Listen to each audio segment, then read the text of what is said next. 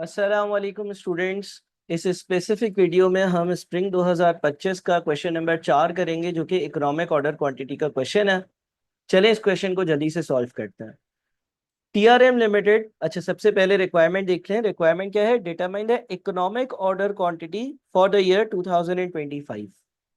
बड़ा सिंपल सा सवाल है, 7 मार्क्स का। अपनी EOQ इकोनॉमिक ऑर्डर क्वांटिटी को कैलकुलेट करना।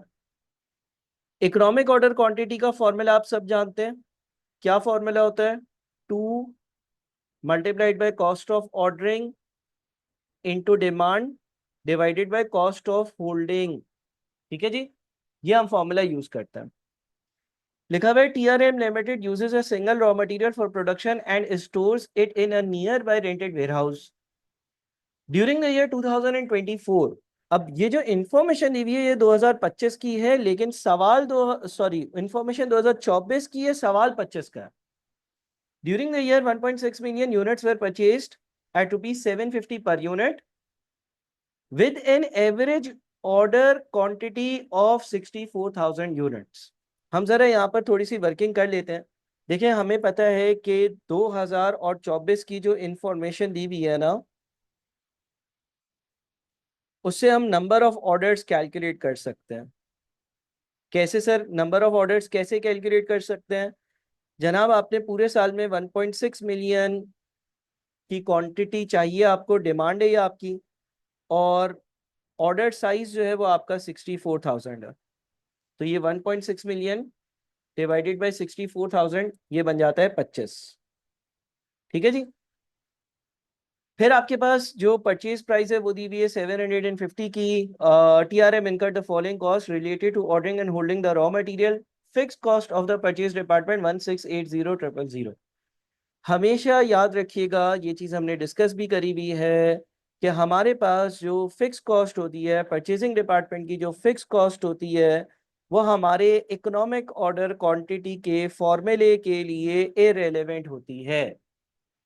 अगर कोई फिक्स कॉस्ट है, चाहे मैं 10 ऑर्डर करूं, 20 ऑर्डर करूं, 25 ऑर्डर करूं या 50 ऑर्डर करूं, वो फिक्स्ड ही रहेगी, वो चेंज नहीं होगी, और ये हमारे लिए इरेलेवेंट होगी।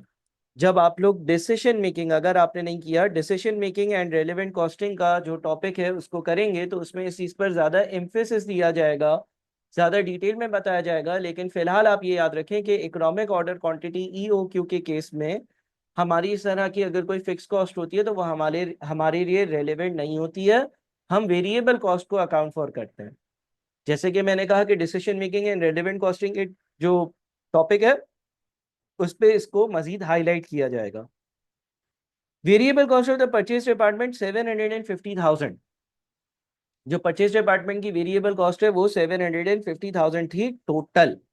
टोटल का मतलब 1.6 मिलियन यूनिट्स की, या आप कह सकते हैं कि 25 ऑर्डर्स की।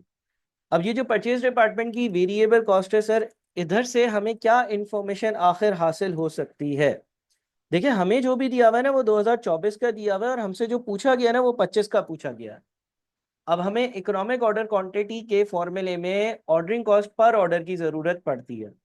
इकोनॉमिक ऑर्डर क्वांटिटी के फॉर्मूले में ऑर्डरिंग कॉस्ट पर ऑर्डर की जरूरत पड़ती है, और ये वेरिएबल कॉस्ट क्योंकि हमारे हमारे लिए रेलेवेंट होगी। परचेजिंग डिपार्टमेंट वो डिपार्टमेंट है जो ऑर्डर्स प्लेस करता है। तो हम ये जो हमारी variable cost of purchasing department, आप पूरा लिखिएगा। मैं PUR परचेजिंग को लिख रहा हूँ, DEPT डिपार्टमेंट को लिख रहा हूँ, आप पूरा लिखेंगे। Variable cost of purchasing department पर ऑर्डर यहां से कैलकुलेट कर सकता हूँ। ऐसा कर क्यों रहा हूँ? लॉजिक क्या है? सवाल की requirement economic order quantity calculate करना, और इकोनॉमिक ऑर्डर क्वांटिटी के फॉर्मूले में हमें ऑर्डरिंग कॉस्ट पर ऑर्डर की नीड होती है। तो ये है हमारे पास 7.5 लाख रुपए। कितने ऑर्डर्स का? 25 ऑर्डर्स का। तो अगर मैं 7.5 लाख को 25 से डिवाइड कर देता हूं तो 30,000 रुपए पर ऑर्डर आ जाता है। 30,000 रुपए पर ऑर्डर आ जाता है। ठीक है जी। साथ साथ मैं वर्किंग करता जा रहा हूँ टाइम बचाने के लिए, जैसे जैसे कोई चीज पढ़ रहा हूँ।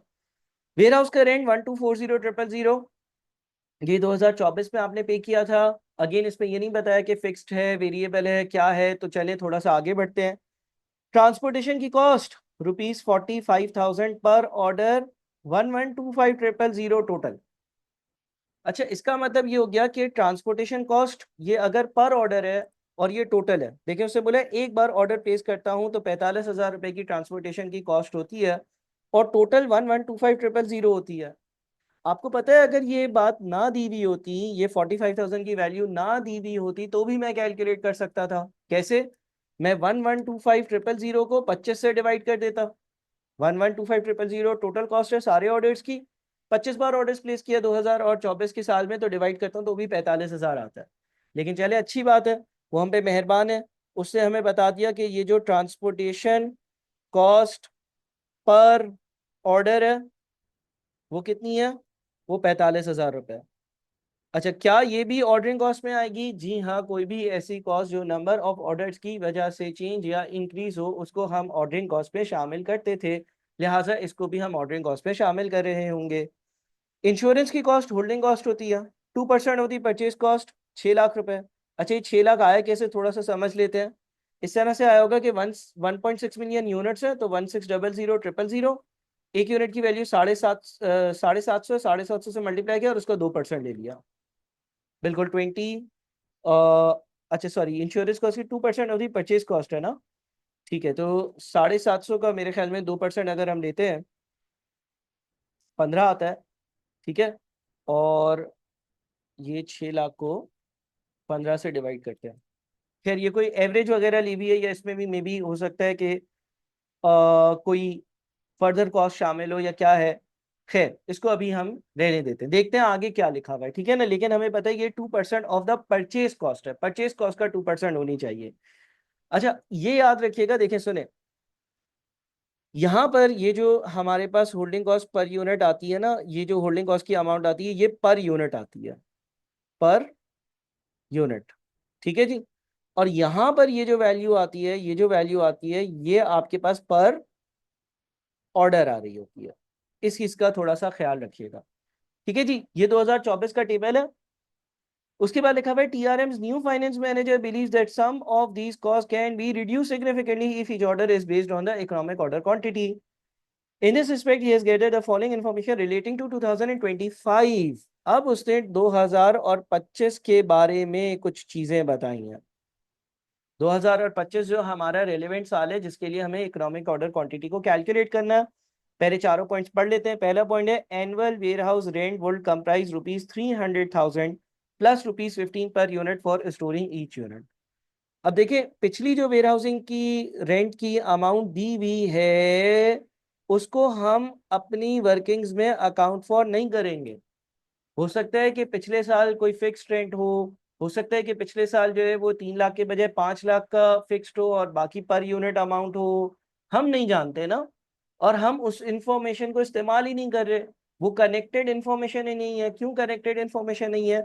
इसलिए क्योंकि यहाँ पर इस साल के लिए वेयर हाउस के रेंट का एक सेपरेट क्लॉज दे दिया और उसकी सारी कंडीशंस बता दी। तो जब उसने सारी कंडीशंस बता दी तो पिछली वाली जो भी कैलकुलेशंस थी उसकी कोई रेलेवेंस हमारे हमारे लिए नहीं रहेगी। यानी कि पिछले साल जो भी बात था, पिछले साल जैसे भी ये कॉस्ट कैलकुलेट हुई थी, पिछले साल वेयर हाउस की रेंट की क्या वर्किंग थी हमारे लिए, उसकी कोई रेलेवेंस ही नहीं रही अब। क्योंकि हमें इकोनॉमिक ऑर्डर क्वांटिटी 2025 का कैलकुलेट करना है। हो सकता है पिछले साल भी 3 लाख प्लस 15 रुपए पर यूनिट हो सकता है 3 लाख प्लस XYZ हो, कोई और टर्म्स हो। लेकिन इसने हमें बता दिया 2025 में ये बातें अप्लाई होंगी, 2025 में ये बातें अप्लाई होंगी। और वेयर हाउस रेंट की पूरी इंफॉर्मेशन दे दी, पिछले से कनेक्ट नहीं किया। ये नहीं बोला पिछले से 10% ज्यादा या पहले होता था ऐसा अब उसमें 5% शामिल कर लो, नया ही अमाउंट दे दिया। उसने बोला 3 लाख रुपए फिक्स देने होंगे और 15 रुपए पर यूनिट देने होंगे। अब बात वही वाली आती है कि सर ये वाला हिस्सा फिक्स्ड है, डिसीजन मेकिंग रेलेवेंट कॉस्टिंग के टॉपिक में ये पढ़ाया जाएगा कि ये हमारे डिसीजन के लिए फिलहाल इरेलेवेंट है, तो हमें सिर्फ और सिर्फ वेरिएबल वाला हिस्सा लेना है। और वेयर हाउस के रेंट की कॉस्ट जो पर यूनिट आप पे कर रहे हो वो होल्डिंग कॉस्ट में आती है। तो 2025 के holding cost per unit per annum की वैल्यू में पहली चीज हो सकती है रेंट, और वो है 15। ठीक है जी, ये क्लॉज हमने अकाउंट फॉर कर लिया। अगला क्या है, raw material price and usages is expected to increase by 20% and 25% respectively. Raw material की प्राइस 20% बढ़ जाएगी और यूजेज 25% बढ़ जाएगा। अब यूजेज का मतलब डिमांड है, ठीक है जी। पहले कितनी थी, 1.6 मिलियन, अब आपकी डिमांड चेंज हो जाएगी। तो ये जो 2025 की हम वर्किंग कर रहे हैं, दो चार लाइनें होल्डिंग कॉस्ट के लिए छोड़कर, यहाँ पर हम डिमांड लिख लेते हैं, एनुअल डिमांड। पहले डिमांड कितनी थी, कितने यूनिट चाहिए होते थे, 1.6 मिलियन। अब वो कितने से इंक्रीज हो रहे हैं इस साल, 25% से, ठीक है जी। तो आपकी एनुअल डिमांड 1600,000 मल्टीप्लाइड बाय 1.25 अगर हम करते हैं तो 2 मिलियन पर चली गई, ठीक है। उसने देखिए क्या लिखा है, raw material price and usages is expected to increase by 20% and 25% respectively. Raw material की कीमतों में 20% और उसके यूजेज, उसके इस्तेमाल में 25% का इजाफा होगा। तो नया नया आपका जो यूजेज है वो 2 मिलियन है, ये चीज यहाँ पर आपने लिख ली, ठीक है जी। अच्छा, प्राइस का 20% बढ़ना, यानी कि ये जो कॉस्ट प्राइस है, जो पर यूनिट कॉस्ट प्राइस दी हुई थी, इसका 20% बढ़ना है। बहरहाल इसका देखते हैं कि क्या करना है। Insurance cost will remain 2% of the purchase cost. Insurance की जो कॉस्ट होगी वो 2% पर एनम ही रहेगी, ठीक है जी। अच्छा जी, अब इसके लिए एक काम करते हैं,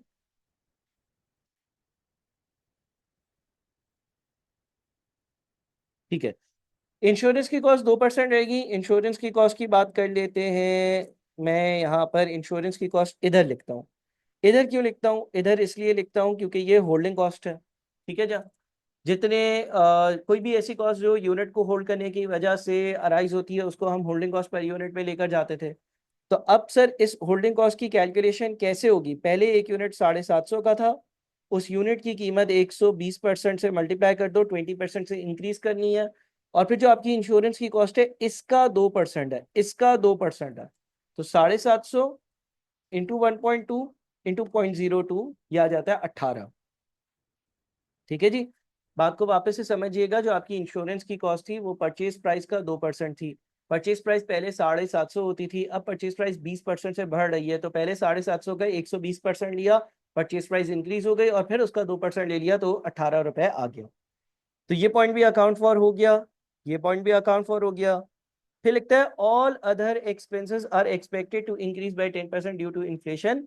इन्फ्लेशन की वजह से बहुत सारे दूसरे एक्सपेंसेस हैं, इन्फ्लेशन की वजह से बहुत सारे दूसरे एक्सपेंसेस हैं, वो आपके 10% से इंक्रीज हो रहे होंगे, ठीक है जी। अच्छा जी, तो एक मिनट बस दीजिएगा आप मुझे, मैं एक चीज करना चाह रहा हूँ, ठीक है, ये वो भी समझाता हूँ। अच्छा, अब ऑल अदर एक्सपेंसेस में क्या आएगा, ऑल अदर एक्सपेंसेस में सर इसका तो हमें कोई कंसर्न ही नहीं है ना, इसको तो कुछ करना ही नहीं है। ये आएगा, ये हमने पर ऑर्डर यहाँ पर 30,000 निकाला है, और मेरा उसके रेंट का कुछ नहीं करना। ट्रांसपोर्टेशन की कॉस्ट जो है वो पर ऑर्डर हमने 45,000 रुपये निकाली है। यानी कि हम ये कह सकते हैं कि हम एक और हेडिंग डालते हैं, ऑर्डरिंग कॉस्ट। ऑर्डरिंग कॉस्ट, ठीक है जी।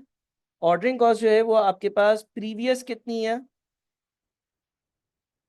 प्रीवियस थी आपके पास, आपने 2024 से जो निकाली, 30,000 और 45,000 ना। एक ट्रांसपोर्टेशन की, एक वेरिएबल कॉस्ट जो परचेसिंग डिपार्टमेंट की है। तो पिछली थी 30,000 प्लस 45,000, 75,000, और इन्फ्लेशन, इन्फ्लेशन का इसमें 10% का इम्पैक्ट लेना है। 75,000 का 10% इन्फ्लेशन की वजह से इंक्रीज आया है, 7,500 हो जाता है, ठीक है। टोटल अमाउंट 75,000 प्लस 7,500 यानी कि 82,500 हो जाता है, सही है जी। ये आपकी नई वाली ऑर्डरिंग कॉस्ट है। तो अब आप ईओक्यू निकाल सकते हैं। ईओक्यू ऐसे निकाल सकते हैं कि जनाब ये आपके पास होल्डिंग कॉस्ट है 33, ईओक्यू का जो फॉर्मूला है ऊपर मैंने लिख दिया है, 2 multiplied by cost of ordering per order 82,500 into annual demand जो कि अब 2 मिलियन है, divided by holding cost per unit per annum जो कि 33 है।